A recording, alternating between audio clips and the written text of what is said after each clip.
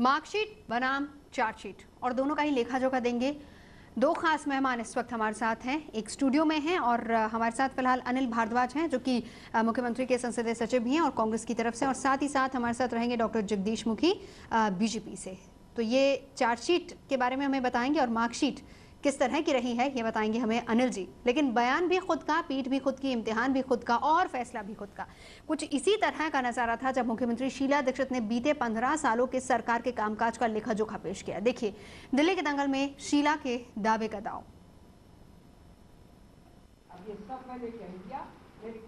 शीला सरकार अब पूरी तरह चुनावी तेवर में है। पहले विधानसभा में 15 साल में अपने काम की फेहरिस्त और अब बाकायदा एक बुकलेट छपाकर अपनी वाहवाही।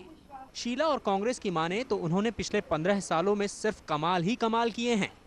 सबसे बेहतर विकास का शहर, सबसे बेहतर सुविधाओं का शहर, सबसे बेहतर स्वास्थ्य सेवाओं का शहर, सबसे बेहतर शिक्षा का शहर, आज ये सबसे रोशन शहर, सबसे समृद्ध और बेहतर जीवन का शहर, सबसे बेहतर सड़कों और पुलों का शहर, सबसे ज्यादा फैली मेट्रो और बसों का शहर, हमारी किशोरी का शहर, हमारी लाडली का शहर, कांग्रेस के 15 सालों के प्रयास का शहर। सामाजिक क्षेत्र की बात करें तो शीला का दावा है कि उन्होंने पिछले 15 साल में हेल्थ बजट को 98.8% बढ़ाया। पढ़ने के लिए दिल्ली सबसे अच्छा राज्य है। 15 साल में स्कूल 8 से बढ़कर 16 लाख हो गए। शिक्षा बजट में 556% का इजाफा किया। इतना ही नहीं, सरकार के मुताबिक उसकी योजनाओं के कारण 32 लाख लोगों को खाद्य सुरक्षा मिली। शीला के इस काम के लिए अपनी तरफ से दिल्ली कांग्रेस के प्रभारी शकील अहमद ने तारीफ भी कर दी। बाहर से जो लोग अगर साल, 1.5 साल, 6 महीना के गैप पे आते हैं तो बिल्कुल उनका पहला रिएक्शन होता है कि अरे ये तो नक्शा ही बदल गया दिल्ली का। और इसका श्रेय अगर किसी संगठन को जाता है तो वो कांग्रेस संगठन को जाता है, किसी एक सरकार को जाता है तो वो शीला दीक्षित जी की सरकार को जाता है। बिजली पानी की किल्लत का रोना रोने वाली दिल्ली वालों को शीला ने बताया कि अब दिल्ली में 24 घंटे और सबसे सस्ती बिजली मिलती है। पानी की आपूर्ति 580 से बढ़कर 835 MGD हो गई है। 98 में 680 मिलियन गैलन पानी आता था, आज 890 आ रहा है। जाम और जलभराव झेलने वाली दिल्ली को शीला ने याद दिलाया कि उन्होंने 15 साल में 5000 किलोमीटर नई सड़कें बना दी, 1500 अवैध कॉलोनियों को नियमित किया, 66 फ्लाईओवर बनाए और 7 का निर्माण चल रहा है। 4 एलिवेटेड रोड बनाए जा रहे हैं, 29 सबवे और 67 FOB बनाए गए हैं। रोज मेट्रो का सफर करने वाले कहीं वोट देते वक्त मेट्रो को ना भूल जाएं। इसके लिए शीला ने मेट्रो की पटरियों को भी नापा।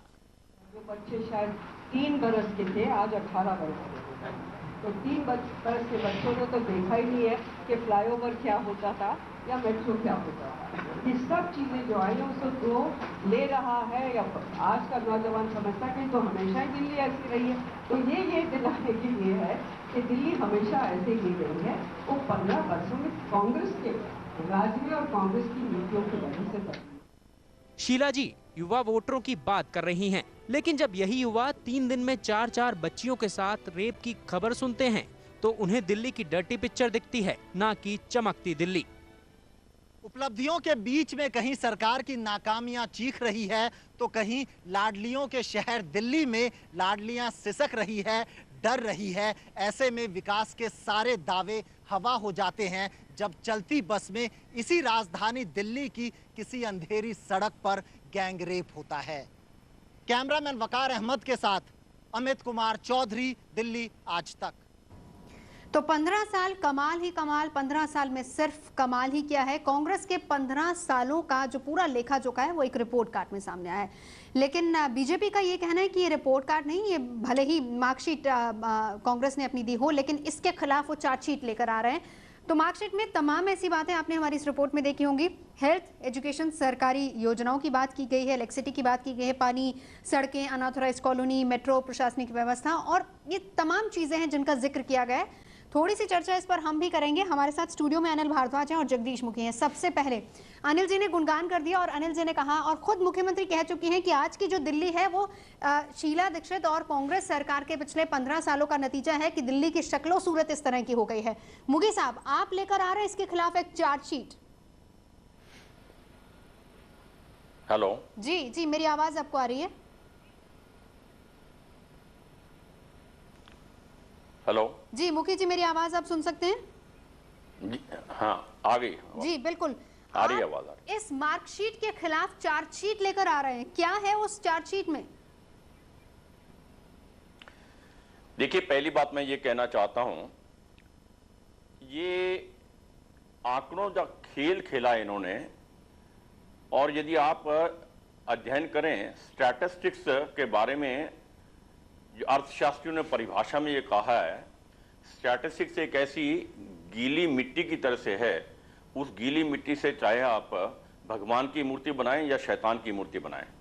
आज इन्होंने उस आंकड़ों का दुरुपयोग करके जनता को गुमराह करने के अलावा और इस जो इनकी रिपोर्ट कार्ड है उसमें कुछ नहीं किया गया। आंकड़ों का खेल है। यदि आप देखेंगे, क्या कहेंगे, क्या तो सिर्फ आंकड़ों का खेल है? आंकड़ों का खेल है। मैं इसलिए कहना चाह रहा हूँ, हमारे इस 15 साल के कामों को देखता है तो वो दिल्ली की जनता देखती है, और मैं समझता हूँ कि दिल्ली की जनता बहुत जागरूक है, बहुत जिम्मेदार है, और 5 साल के बाद जब भी हम अपनी बात को, अपने काम को लेकर लोगों के बीच गए तो उन्होंने हमें अपना मैंडेट दिया, अपना विश्वास पुनः दिया है। ये 3 बार हमें ये मैंडेट मिला है। और जगदीश मुखी जी से मैं हमेशा ये बात को कहना चाहता हूँ कि आंकड़ों का खेल आपने किया होगा, आप एक बार वित्त मंत्री बने, आपके आंकड़ों को दिल्ली की जनता नहीं समझ सकी, आज तक आपकी पार्टी सत्ता में वापस नहीं आई। आप आंकड़ों की जादूगरी और खेल करते होंगे, हमने तो काम किया है, और हमारा काम जो है मानवीय दृष्टिकोण के साथ हमारी सरकार ने 15 साल दिल्ली का विकास किया है, ओवरऑल डेवलपमेंट किया है, वो दिल्ली में दिखाई देता है और जनता उसको महसूस भी करती है, समझती भी है, और इसीलिए दिल्ली की जनता ने 3 बार लगातार हमें अपना आशीर्वाद और अपना समर्थन हमें व्यक्त किया। आपने कहा कि ये आंकड़ों का खेल जो है ये सिर्फ बीजेपी ही कर रही है, यानी आंकड़े बयान नहीं कर रहे, हकीकत आपने कहा कि है। शुरुआत अगर हम मुखी जी आपके पास तो मैं आऊंगी, शुरुआत अगर हम हेल्थ से ही करें, जो पहला पन्ना आपका है जिसमें हेल्थ के बारे में जिक्र किया गया है, पूरा बजट आपने दे दिया, लेकिन क्या आम आदमी को उतनी सुविधाएं मिल पा रही हैं या नहीं? बिल्कुल, हमने हमेशा ये कोशिश की है कि दिल्ली में जो आप देखेंगे कि 1950-52 से और 1998 तक हमारे यहाँ जो डिस्पेंसरियां थी वो 179 थी, 179 थी, हॉस्पिटल भी बने हैं, 18 हॉस्पिटल को हम 39 हॉस्पिटल पे लेके गए। इलाज करवा रही थी, उसी दिन की खबर थी कि बाहर एक बच्ची तड़प कर मर गई थी, उसका हाल किसी ने नहीं पूछा। देखिए, ये हकीकत है। अगर आप ये कहते हैं कि इतनी बड़ी दिल्ली में किसी एक सूचना या जानकारी को आप पोस्ट कर रहे हैं, मैं उस पर चर्चा नहीं कर रहा हूँ। मैं कह रहा हूँ कि जो हमारी कोशिश है, हेल्थ सेक्टर बहुत प्राइमरी सेक्टर है जिसको हमने बहुत स्ट्रेंथन किया है। मैंने कहा कि 18 हॉस्पिटल 1988 तक दिल्ली सरकार के यहाँ चलते थे, आज 39 हॉस्पिटल हमने खड़े किए हैं। दिल्ली में 24,025 बिस्तर होते थे, उन बेडों को 44,000 खड़े करना, दीवारें खड़े करना जरूरी नहीं है, जरूरी है कि लोगों को सुविधाएं मिले। नहीं, मैंने आपसे कहा कि हॉस्पिटल दीवारें खड़ी नहीं की है। मैं इस बारे में ये बताना चाह रहा हूँ कि ये जो आंकड़े जिन्होंने दिए हैं, मैं फिर आंकड़ों की बात कर रहा हूँ, जो इन्होंने ये कहा है कि अस्पतालों में बिस्तर 24,000 थे, आज 44,000 हो गए हैं। इन्होंने कारीगरी ये की है, उसमें जितने भी प्राइवेट बिस्तर बढ़े हैं, प्राइवेट हॉस्पिटल बढ़े हैं, नर्सिंग होम बढ़े हैं, उन सब के बिस्तरों की संख्या काउंट करके यहाँ पर लिख दी है। बोलिए इनकी उसमें क्या अचीवमेंट है? मैं इसी प्रकार से कहना चाहता हूँ, जो सरकारी अस्पताल हैं वहां पर आम आदमी जब जाता है उनको किसी प्रकार की सुविधा उपलब्ध नहीं है, दवाई लेने के लिए उनको बाहर जाना पड़ता है, कोई दवाई अवेलेबल नहीं होती।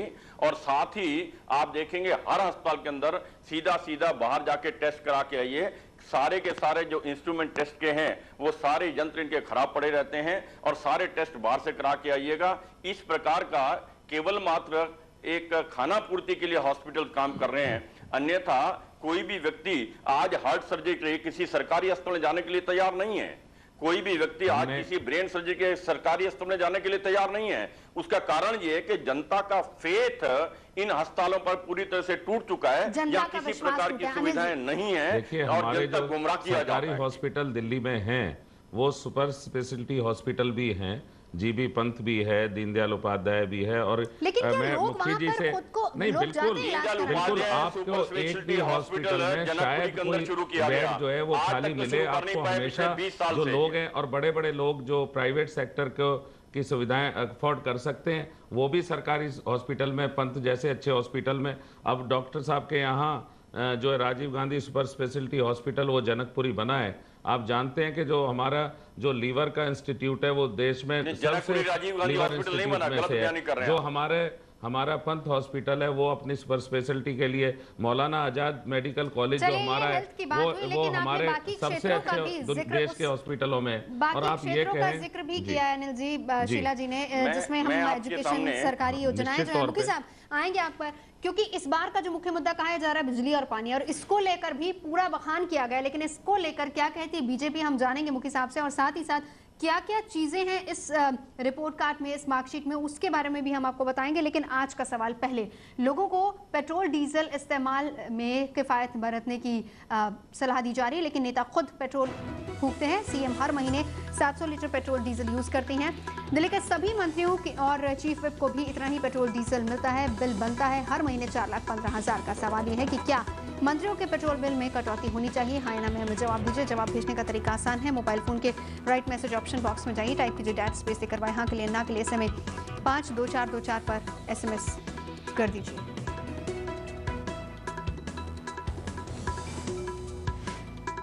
तो मार्कशीट वर्सेस चार्जशीट जारी रहेगी, लेकिन इस ब्रेक के बाद।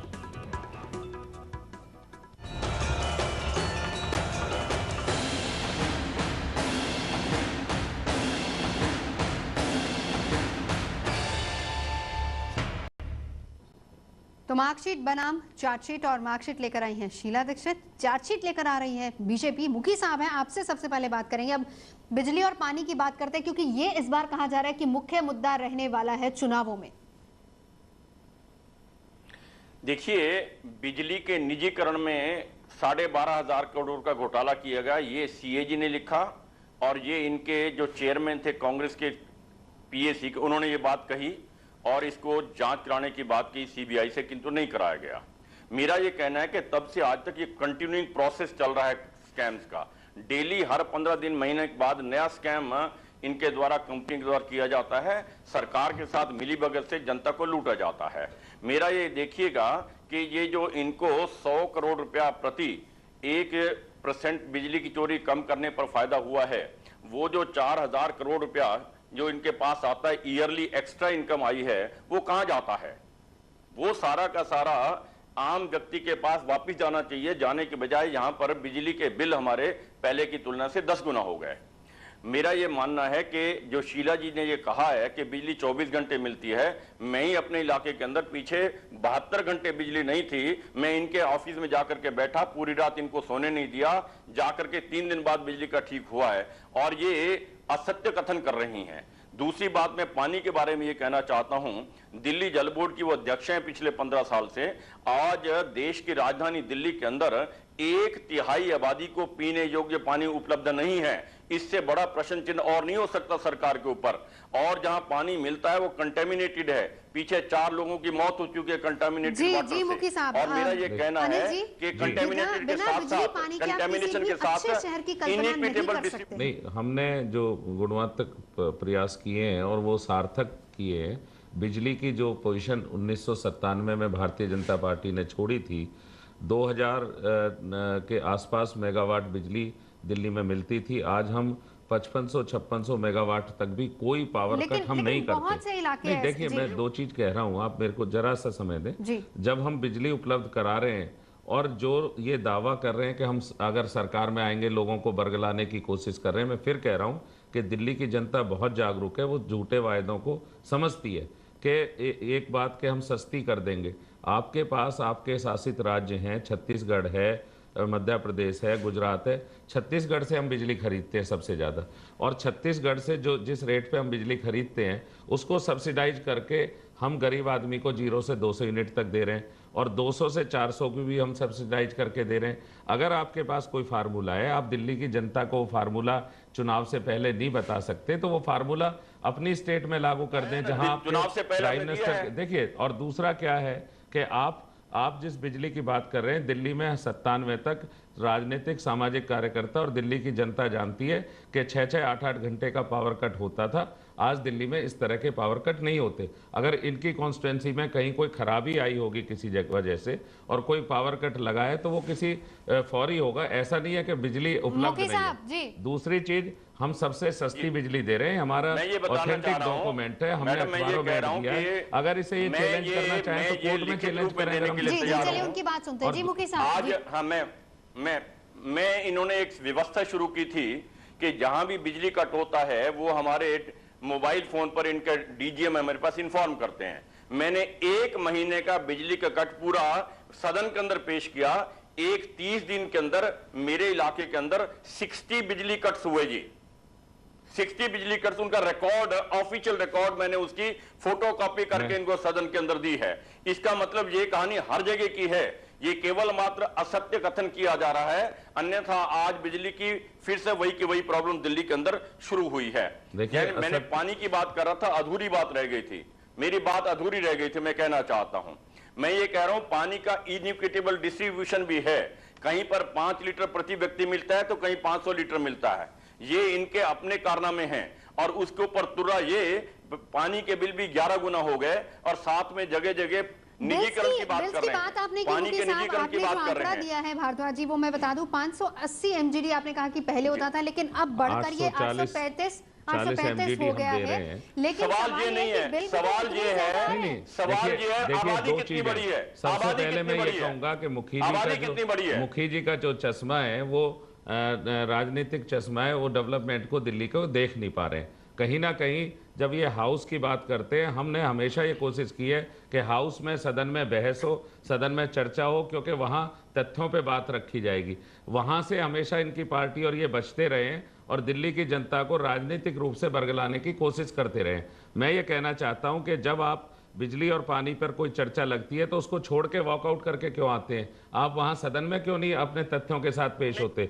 आपने कहा कि दिल्ली में पानी को हमने कभी पिक एंड चूज नहीं किया। हमने ऐसा नहीं कहा कि कहीं 5 लीटर पानी देंगे और कहीं 500 लीटर देंगे।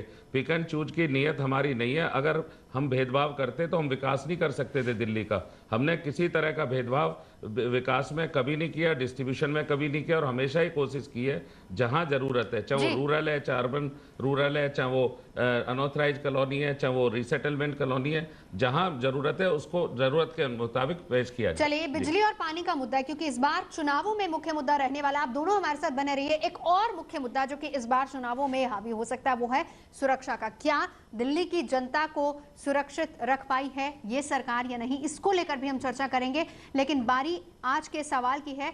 सवाल हमारा ये है कि क्या मंत्रियों के पेट्रोल बिल में कटौती की जानी चाहिए? आपको क्या लगता है?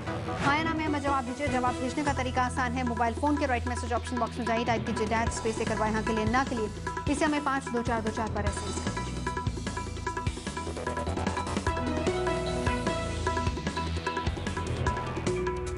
एक ब्रेक के लिए रुकेंगे, चर्चा जारी रहेगी ब्रेक के बाद।